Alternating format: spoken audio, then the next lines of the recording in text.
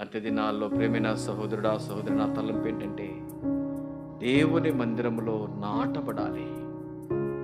దేవుని మందిరములో మనం నాటబడినప్పుడు మాత్రమే అర్థమైందా, వేరు కిందికి తన్ని ఆ చెట్టు నిజంగా ఎదుగుతుంది. లోతైనటువంటి అనుభవము, నాటబడిన అనుభవము, లోతైన అనుభవం, నాటబడే అనుభవం, నాటబడకపోతే మనం దేవుని దగ్గర ఏమి నేర్చుకోలేదు.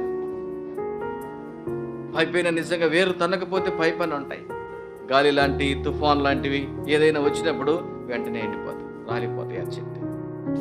వేర్లు కిందికి తన్నేసరికి ఆ చెట్టు ఎలాంటి గాలి వచ్చినా, ఎలాంటి తుఫాన్లు వచ్చినా, ఎలాంటి పరిస్థితులు వచ్చినా వేరు నిజంగా లోపలికి వెళ్ళింటది, భూమిలోనికి తన్ని పెట్టుంటది. కాబట్టి ఎలాంటి పరిస్థితి వచ్చినా తాడి. మన విశ్వాస జీవితం కూడా నాటబడిన అనుభవము.